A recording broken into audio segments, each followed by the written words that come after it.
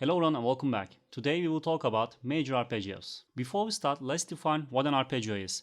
Arpeggio is playing chord tones in succession rather than playing them simultaneously. Meaning that instead of playing a chord like this, that's a C major, we play them one after another. That's an arpeggio.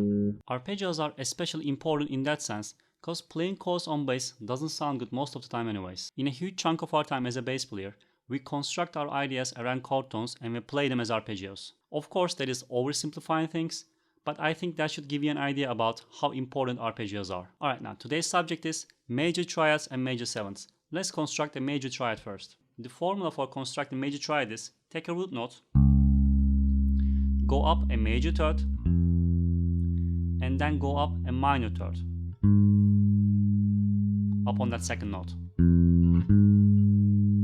Specifically, we are taking C at the third fret of the A string, where we are going up a major third to the E, and we are going up another minor third from that major third from that E to the G at the fifth fret of the D string. Root note, major third, perfect fifth. That's a major triad. Another technique we can use is, if you know what a major scale is, we can take the first degree, the third degree, and the fifth degree of that major scale and construct a major triad. For the major seventh arpeggio, we can add that seventh degree, that note, the major seventh, into that major triad. So our arpeggio will be root note, major third, perfect fifth. I'm going up another major third from that perfect fifth to the major seventh. Root, third, fifth, seventh.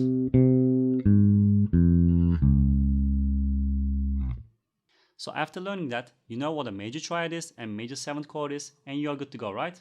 Unfortunately, no. You need to form those into an exercise and practice them all the way off fretboard and internalize them. So let's get to our first exercise. First exercise we'll play is a major 7 exercise. We will take the root note at the 8th fret of the E string, the C, and play major 7th arpeggio. That's the major 7th arpeggio, right? Now what we will do is we will sequence that arpeggio pattern with 4 notes, meaning that we will play 4 notes into that arpeggio. 1, 2, 3, 4. Root note, major third, perfect fifth, and major seventh again. Then we will start with the major third and play another 4 notes.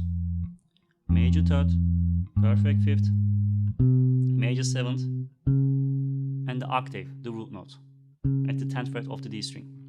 Again, from top. 1, 2, 3, 4. 1, 2, 3, 4. First, third, fifth, seventh, third, fifth, seventh, octave. Then we will continue with the fifth, with the perfect fifth, with our middle finger at the 10th fret of the A string. And then we'll play the major seventh, octave root note, and major third.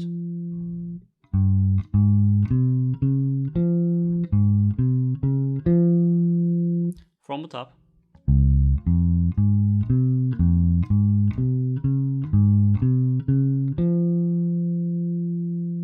As you can guess, we will continue with the 7th, and we'll stop there.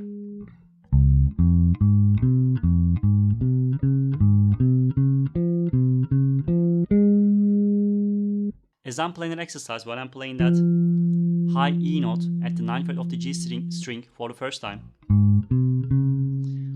I am barring that note with my index finger, so I can easily play the 9th fret of the D string for the next turn, for the next sequence.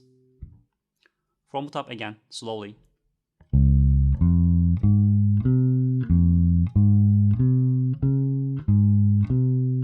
Barring there. Now that's the ascending order. The natural course of action is playing that in a descending order.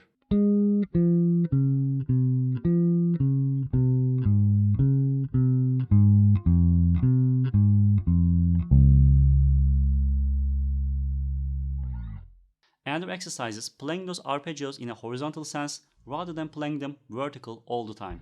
The first part of that exercise is, rather than playing the major third at the 2nd fret of the D string, we play that at the 7th fret of the A string. And we will play the major 7th at the 9th fret of the D string instead of the 4th fret of the G string. So our exercise will be,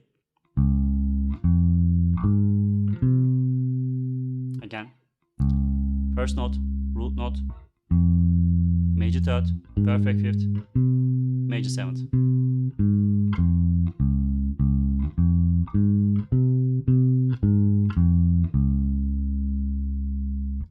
Next step is starting with other chord tones rather than starting with root note all the time. Specifically, we will start from the low E. These are called inverted chords or inversions. Again, the point is utilizing our whole neck with those arpeggio patterns. We'll start with the low E, our open E string, which is the major third of the C note, but we're playing that lower than the root note. We are creating an inversion.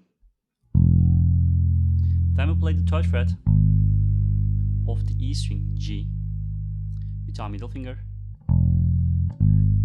Then we play the major 7th at the 2nd fret of the A string.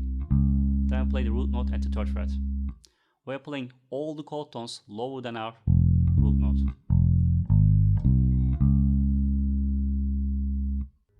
The next step is playing the major 3rd at the 7th fret of the A string with our index finger.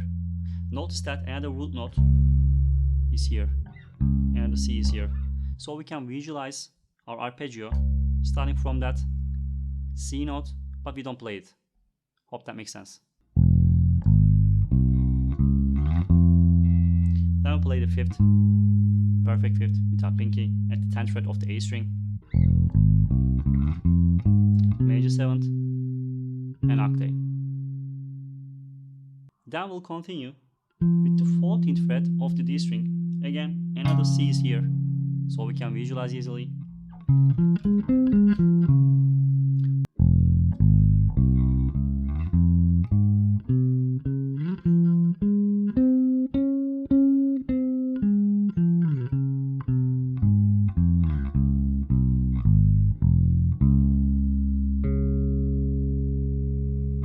After memorizing those shapes and those patterns, your work is still not done. You need to utilize them into your playing. The best way to do that, to make sure you got them under your fingers, is changing keys. Take other root notes around the circle of fifths. If you can get around the circle with those arpeggios, you're perfectly capable of playing them creatively.